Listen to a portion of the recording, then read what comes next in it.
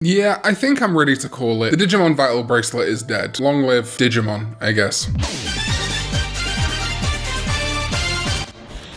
What is up, digital companions? My name is Karn EX and welcome back to something I've been putting off talking about for a little while because I kind of hoped it wouldn't be the case, but I think we're at a point now where we can say safely it probably is the case, and that is that the Digimon Vital Bracelet as we know it is dead. In fact, the whole Vital Bracelet architecture seems dead right now. Now, don't get me wrong, I am dearly hoping that I am invoking time after time right now and that the next generation of the Digimon VB is about to be announced, but regardless, I guess that still makes it true that the Vital Bracelet as we know it is dead. Some of you might be shocked at this. Why would you say this, Karn? How could you say this? Well, first of all, we haven't had any Digimon Vital Bracelet news since last year. Now, technically, yes, a B memory did release this year, the Digimon Seekers Pulsemon B memory. And that just kind of quietly came out after the pre-order in September opened, but we didn't have any other news since then. Digimon Con came and went this year, and while they did mention Digimon Seekers, the project ostensibly that carried the Vital Bracelet for the last year, they didn't even mention the Vital Bracelet itself once. And hey, if you like my videos, I've started a brand new YouTube channel, Karn Ultra. I want to talk about my other franchises that I love, Final Fantasy, Kingdom Hearts, Ace Attorney, Card Captors, Death Note, whatever it might be, as well as a big focus on gaming news, rumors, and hype culture. So that's why I've started Karn Ultra, and it'd mean the world to me if you'd go check out that channel. It's not replacing Karn EX. Karn EX will always upload at least once a week, if not twice a week, but Karn Ultra is where I get to really express myself about other stuff outside of Digimon, and it makes more sense, I think, than trying to force non-Digimon content onto this channel. You're here primarily for Digimon. You might want to hear about Pokemon and things like that as well. You're here mostly for Digimon. I think starting a new channel makes sense. I'd love it if I could get both channels to be successful. So check out Karn Ultra if you feel like it. Thank you very much. I kind of cut my teeth in the Digimon community on Vital Bracelet in many ways. As I was gaining popularity, so was the Vital Bracelet Digimon Adventure 2020, and while I covered that, I think Corey and Base Digimon did a lot more of the anime side, but I was so entranced by the Vital Bracelet, especially when it first came out. But unfortunately, I think it was a very steady decline into not great. The device itself was never a fitness thing, right? And if you watch this channel, you know that I always go in and out with my fitness. I love trying to better myself. Sometimes you move house and enter a huge anxiety spiral for a few months and then kind of neglect your diet for a bit. We're working on it. But truth be told, the heartbeat sensor, the fitness, the exercise really didn't mean a whole lot in the Vital Bracelet, did it? It was nice that there were these mandatory exercises, but really, in my opinion, the goal should always have been the same as a Fitbit. Not a sponsor. But something that I really love about my Fitbit is that if I go for a swim, I go for a run, I go for a jog, it auto tracks. The only thing that the Vital Bracelet can auto track is your heart rate. And you know, if you're having an anxiety attack, that reads as exercise. Having to manually select your exercise sucked. Also, the very limited amount of Digimon on the DIM cards meant that you were basically repeatedly battling Digimon that you were trying to unlock. There was no fun there. Something that was great about the storylines of specifically the anime Digivice toys was how you would go on these walks, use your pedometer, and then you'd encounter wild Digimon and the battles would scale. You can see this right up to the Digivice 2020 and indeed the Digivice Color Evolution, which is coming out, which also uses VB sprites. It's like, well, we've got these sprites, we may as well make the most of them. That's why I got so excited when the Vital Bracelet BE got announced. It really felt like a step up. The fact that there would be multiple routes, admittedly not that many multiple routes, I still think the best solution would have been to have enemies tied to each DIM card and indeed a few default enemies in the Vital Bracelet itself, so that like if you're using the Gammamon DIM, the Guilmon DIM, whatever it might be, your base Vital Bracelet will still have some enemies to encounter, like, I don't know, Gekomon, or Gizamon, Gazimon, just like random Digimon that you can fight that aren't on the DIM card you're trying to unlock. It's just a little bit less repetitive that way. And each DIM card should also have had additional monster slots. These should not have been Digimon that you could unlock, or maybe you could unlock like right at the end. These should have just been encounters to make it less monotonous. You still could have had like Pulsemon versus Pulsemon, but also could have had Pulsemon versus Lugamon maybe in the Seekers set. Vmon maybe, I don't know, or like more antagonistic looking Digimon. In the Holy Wings BEM, have like Devimon and things like that, like actual threats to the Angel Digimon, make it thematic. How cool would it have been in the Tamers DIMs if they'd have had the D-Reaper in its various stages as enemies? So that was one of the bad things about it. Then when we transitioned into the B, they had a lot of other franchises they were trying to kickstart. I think none of them really took hold. I saw some Toku people talking about like Ultraman and Kamen Rider. That was more so the regular DIMs. They didn't really do those with B memories. Tokyo Revengers, My Hero Academia, Demon Slayer, like Dragon Ball's right there. Why didn't you do Dragon Ball? You have the rights. Then they tried this whole thing with like the Great Mission and trying to sell the Vital Bracelet that way, but like barely did. There was like a couple of things tied in and some fourth missions. And I think the Vital Bracelet BE's biggest crime, honestly, is that it made exercise even more useless. On the original Vital Bracelet, you could get these trophies by doing any of the exercises, but now you could boost stats with different exercises, but the only exercise that actually got you Digivolution points was squats, which is boring as hell. Again, to use my Fitbit analogy, it would have made way more sense if this device could track exercise. And I'm not even proposing something that would be insanely costly. If you look at the Vital Bracelet, it was coming out between like 60 and 100 pounds, between 60 and 120 dollars, and you can get a Fitbit in that window, something that actually automatically tracks exercise. Like imagine a Fitbit style, or even using a Fitbit or a smartwatch that tracks your exercise and then within the app updates your Digimon, lets you Digivolve, shows you Digimon on your little Fitbit screen. It would be so viable. But instead they went with this kind of like half-baked idea where it's not really great as a VPET and not really great as an exercise band. And some people say, well, it's never meant to be an exercise band, but it clearly was. The marketing, especially the B marketing, made it very clear this was like a, ooh, go exercise, have fun, and also raise a character, not raise a character and maybe exercise. There's not enough reward or natural integration into an exercise routine for these things to be worthwhile. The idea of the NFC chip to be able to like bang it against random NFC stuff and do encounters is a fun idea, but again, half-baked. Because I can guarantee you 90% of Vital Bracelet users would just sit there and do exercises like this, and then when they had to do battles,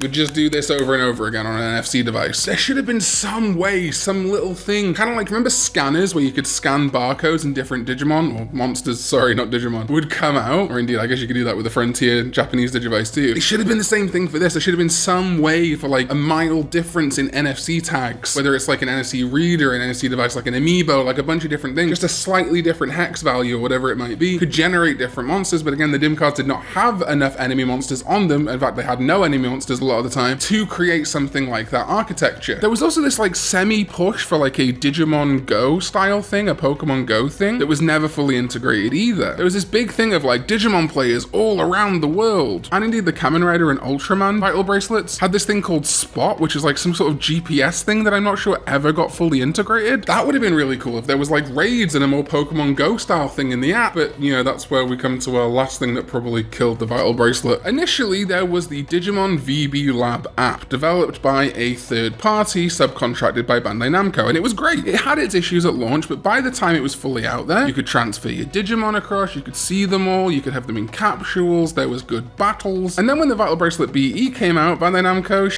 canned the people that made their pretty good app and decided to make their own one, the Vital Bracelet Arena, and it was not good. First of all, even though they gave you the option to sync your Bandai Namco ID, there was no way to automatically transfer all your Digimon, all your characters from the various VB labs into the unified VB Arena, meaning either you had to manually, one by one, get a Digimon, put it on your Vital Bracelet, transfer it to the arena. Get a Digimon from the Vital Bracelet lab, put it on your Vital Bracelet, put it in the arena. People had tens, 20s, hundreds of Digimon on these things, plus anything they had in Kamen Rider and Ultraman. Also, because the DIMs and the B memories function differently, you couldn't even use half of them in the new VB Arena properly. You'd have to go into like DIM card only battles, which is stupid. Or you just bit the bullet and said, alright, all these Digimon that I spent literally hours, days at a time raising, they're just gonna die. Because Vital Bracelet Lab closed. It wasn't even like you could leave them in the old VB Lab app. They shut it down. I've seen so many people who lapsed for like a month or two, wanting to get back into the Vital Bracelet BE, just to find that all of their characters are gone. It's literally self-sabotage. I do not understand why they would do this other than greed and laziness and rushing out a product. They also made baffling choices throughout the whole run, like the whole situation with the GP DIM cards, but at least they fixed that. I will give them that credit. But you could kind of see the writing on the wall. Digimon Seekers was not as popular as it could have been. I think just the poor machine translation out the gate, which while did get fixed later on, didn't save Digimon Seekers for a lot of people, and it being just a web novel is not great. You can see how they've learned a lot of lessons from Digimon Seekers with Digimon Liberator. They made it a full color web comic. There is like a companion novel rather than that being the main thing. There's tips and tricks. I do wish we were getting, first of all, a game, second of all, an anime, but third of all, most realistic little animated PVs like we got with Digimon Seekers, because those were the standouts of the whole VB. Actually, I love those live action segments we got, mixed with obviously like CG and stuff, and those started drying up a little bit.